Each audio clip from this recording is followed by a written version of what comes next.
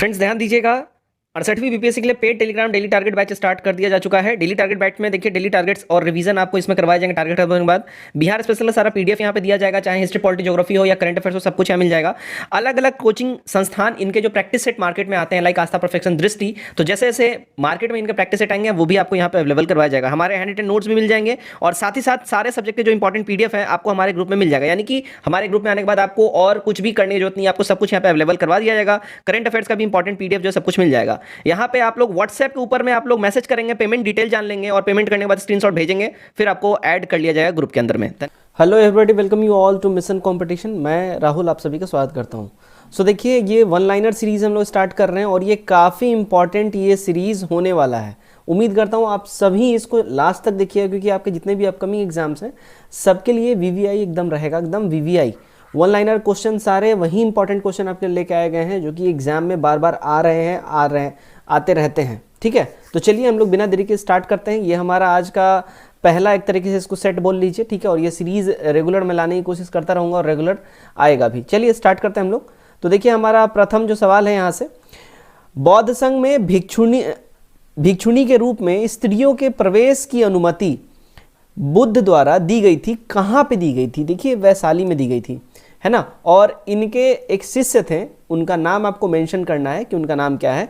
उनके ही सलाह पे इन्होंने अनुमति प्रदान करी थी।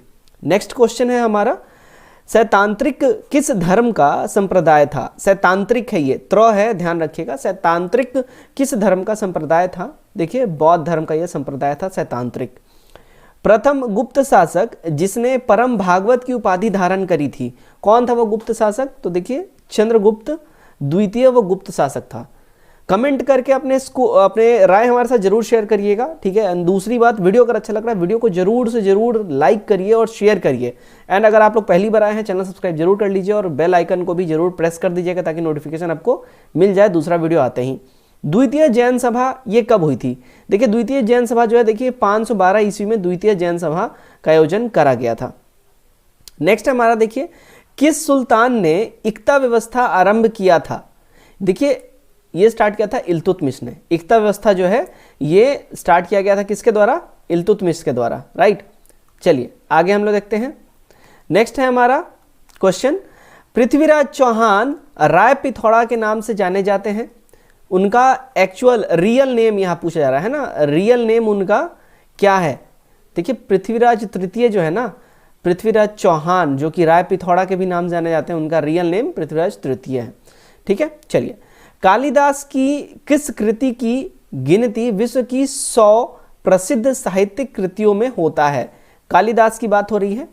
देखिए, अभिज्ञान शकुंतलम इनके द्वारा लिखा गया एक बुक है कालिदास जी के द्वारा। इसका जो काउंटिंग है, देखिए विश्व का 100 टॉप मोस्ट जो लिटरेचर्स है उनमें इसका काउंटिंग होता है। उसके बाद है, देखिए इलाहाबाद है, यहाँ पे ई है यह, ठीक है। तो इलाहाबाद के स्तंभ लेख में हरिसेन ने प्रशंसा की थी, किसकी प्रशंसा की थी? देखिए, हरिसेन ने समुद्रगुप्त की प्रशंसा करी थी, ठीक है। नेक्स्ट क्वेश्चन है हमारा, बिंबिसार ने अपने राजवैद्य जीवक को किस राज्य के राजा के चिकित्सा के लिए भेजा था? तो बिंबिसार ने जीवक को भेजा हुआ था, देखिए अवंती राज्य के जो राजा थे उनके चिकित्सा के लिए इसने भेजा था, ठीक है, जीवक को। चलिए अगला है हमारा यहाँ पे सवाल, अशोक के अभिलेख में उसके किस एकमात्र पुत्र की चर्चा की गई है? तो उसका एकमात्र पुत्र जिसके उसके अभिलेख में चर्चा है वो है, देखिए तीवर, ठीक है। हमारा यहाँ पे तीवर सही हो जाएगा। अगला सवाल है, 1946 के रॉयल इंडिया नेवी के विद्रोह को समाप्त करने के लिए किसने घोषणा किया था? ठीक है, रॉयल इंडियन नेवी जो 1946 में जो नेवी का विद्रोह हुआ था, इसको समाप्त करने के लिए किसने घोषणा करी थी? तो जिन्ना ने ये अपील किया था, जिन्ना ने ये घोषणा किया था कि इसको समाप्त किया जाए, ठीक है। 1927 में भारतीय रियासतों और अंग्रेजी सरकार के संबंध के पूर्ण परीक्षण तथा परिभाषित किए जाने के लिए किस समिति का गठन किया था? है ना, बटलर समिति का गठन हुआ था, ठीक है। ध्यान रखिएगा, बहुत इंपॉर्टेंट सवाल है ये, इसको वीवीआई करके यहाँ पे नोट डाउन कर लीजिए। 1927 में जो भारतीय रियासत और अंग्रेजी सरकार के बीच में जो संबंध था उसका पूर्ण परीक्षण किया गया और उसको परिभाषित करने के लिए बटलर समिति का गठन किया गया था। नेक्स्ट है हमारा क्वेश्चन, बंगाल में इंडियन लीग की स्थापना किसने की थी? तो इसकी स्थापना करी थी, देखिए शिशिर कुमार घोष जी ने, है ना, इंडियन लीग की स्थापना। क्लियर। चलिए नेक्स्ट देखते हैं हम लोग, अगला सवाल है हमारा, माफी चाहूंगा। चलिए नेक्स्ट हम लोग देखते हैं, अरे क्या हो रहा है। नेक्स्ट है हमारा अगला सवाल, देखिएगा, गांधी इरविन समझौता कब हुआ था? गांधी इरविन समझौता ये एक्चुअली कब हुआ था? देखिए 1930 में ये हुआ था, गांधी इरविन समझौता। ठीक है। नेक्स्ट क्वेश्चन है, महात्मा गांधी द्वारा प्रेरित होकर जाकिर हुसैन समिति ने 1937 में मूल शिक्षा की वर्धा योजना प्रस्तुत की थी। ठीक है। इस योजना का मूल सिद्धांत क्या था? एक्चुअल सिद्धांत क्या था?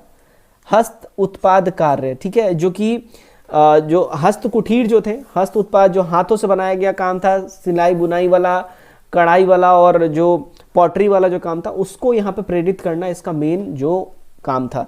देखिए अब तक आप लोगों को और क्वेश्चन काफी रिलेवेंट लगा हो और बेहतरीन लगा हो, लाइक करिए, कमेंट जरूर करिए, and if you are new here then do subscribe our channel also and kindly share it also. ठीक है। चलिए भाई आगे हम लोग बढ़ते हैं अगले सवाल की ओर। महात्मा गांधी के अनुसार उनके जीवन में त्वरित एवं व्यवहारिक परिवर्तन किस पुस्तक को पढ़ने से आया था? ठीक है। त्वरित और व्यवहारिक परिवर्तन इनका जो है इनके लाइफ में अनटू दिस लास्ट, ये बुक इनके द्वारा पढ़ा गया था और इसी के बाद इनके जीवन में ये चेंजेस आए थे। कमेंट करके आपको इस बुक के राइटर का नाम जरूर से जरूर मेंशन करना है। ठीक है, who is the writer. Next question है, Mahatma Gandhi and his myths. ठीक है, ये वाला वीवीआई कर लीजिए सवाल को, क्योंकि महात्मा गांधी के बारे में कहीं ना कहीं एक नेगेटिव बात बोला गया है। Mahatma Gandhi and his myths नामक पुस्तक के लेखक कौन है? तो ये सवाल पूछ सकता है। Mark Shepard. ठीक है, मार्क सेपर्ड इस बुक के राइटर है, Mahatma Gandhi and his myths. Okay. Bharat सरकार अधिनियम 1919 की समीक्षा के लिए एक भारतीय संवैधानिक आयोग नियुक्त किया गया था। इस आयोग को इस नाम से भी जानते हैं। देखिए इस आयोग को जो है ना साइमन कमीशन के नाम से हम लोग जानते हैं, जो कि नारा भी काफी फेमस था, साइमन गो बैक, क्योंकि इसमें सारे के सारे जो मेंबर्स थे वो अंग्रेज थे, इसलिए ये नारा भी लगाया गया था। आगे देखते हैं हम लोग। नेक्स्ट क्वेश्चन है, भगत सिंह और बीके दत्त ने किस विधेयक या एक्ट के विरोध में 8 अप्रैल 1929 को केंद्रीय विधानसभा में बम फेंका था? इन्होंने जन सुरक्षा बिल, है ना, सेफ्टी बिल बेसिकली इसको बोलते हैं हम लोग, सेफ्टी बिल, इसके ही अगेंस्ट में इन्होंने जो है ना 8 अप्रैल 1929 को केंद्रीय विधानसभा हॉल में बम फेंका था। नेक्स्ट क्वेश्चन है, भारतीय स्वतंत्रता विधेयक को हाउस ऑफ कॉमन्स में पेश किया गया और ब्रिटिश संसद ने पारित किया। ये कब किया था इन्होंने? देखिए 18 जुलाई 1947 को इन्होंने ये काम किया था। क्लियर। अच्छा ध्यान रखिएगा, जैसे इंडिया में लोकसभा है और राज्यसभा है, वैसे ही इंग्लैंड में, क्योंकि संसदीय व्यवस्था पूरा इंग्लैंड से, ब्रिटेन से प्रेरित है, उसी तरह इंग्लैंड में लोकसभा को वहां पे हाउस ऑफ कॉमन्स बोलते हैं और राज्यसभा को हाउस ऑफ लॉर्ड्स बोलते हैं। ठीक है, ध्यान रखिएगा इस बात का, दोनों सिमिलर हैं। नेक्स्ट है, संविधान के अनुसार भारत के उपराष्ट्रपति की कम से कम उम्र कितनी होनी चाहिए? देखिए उपराष्ट्रपति बनने के लिए मिनिमम जो एज रिक्वायरमेंट है वो 35 ईयर्स है, ध्यान रखिएगा, और प्रेसिडेंट के लिए भी इतनी ही है। ठीक है। नेक्स्ट हम लोग देखते हैं, हमारा नेक्स्ट सवाल है, नेक्स्ट है, सरदार स्वर्ण सिंह समिति की सिफारिश के बाद जोड़े गए थे कौन? तो देखिए मौलिक कर्तव्य, फंडामेंटल ड्यूटीज जो हैं ये जोड़े गए थे। भारतीय संचित निधि में से धन निकालने के लिए किस प्राधिकरण का अनुमोदन काफी है? तो देखिए संसद का जो है ना अनुमोदन काफी रहेगा। अगर भारतीय संचित निधि से धन निकालना है तो केवल और केवल संसद का ही अनुमोदन चाहिए। भाग 9 के अनुसार पंचायतें किन प्रदेशों में लागू नहीं हैं? यहां पे ये वाला पॉइंट वीवीआई कर लीजिए, अब ध्यान रखिएगा। नागालैंड, मेघालय, मिजोरम, त्रिपुरा, असम, ट्राइबल एरिया जो जनजाति क्षेत्र है असम का वहां पे, और मणिपुर का जो है ना, मणिपुर का जो पहाड़ी इलाका है वहां पे ये क्या है, पंचायत नहीं लागू है। क्लियर, भाग 9 के अनुसार, तो ध्यान रखिएगा, वेरी वेरी इंपॉर्टेंट है ये। अगला सवाल है, जब राष्ट्रपति और उपराष्ट्रपति अनुपस्थित होते हैं तो सर्वोच्च न्यायाधीश राष्ट्रपति के कार्यों का निर्वाह करते हैं, यानी चीफ जस्टिस ऑफ इंडिया जो होते हैं, ऐसा भारत में कितनी बार हुआ है, यानी कि ऐसा कितना बार हुआ है कि चीफ जस्टिस ऑफ इंडिया को राष्ट्रपति का पद ग्रहण करके और कार्यवाहक राष्ट्रपति का काम करना पड़ा है? देखिए सिर्फ एक बार हुआ है 1969 में, और वो सीजीआई कौन थे? जस्टिस एम हिदायतुल्ला थे। ये इकलौते भारत के इतिहास में चीफ जस्टिस रहे हैं जिन्होंने कार्यवाहक राष्ट्रपति का काम किया है।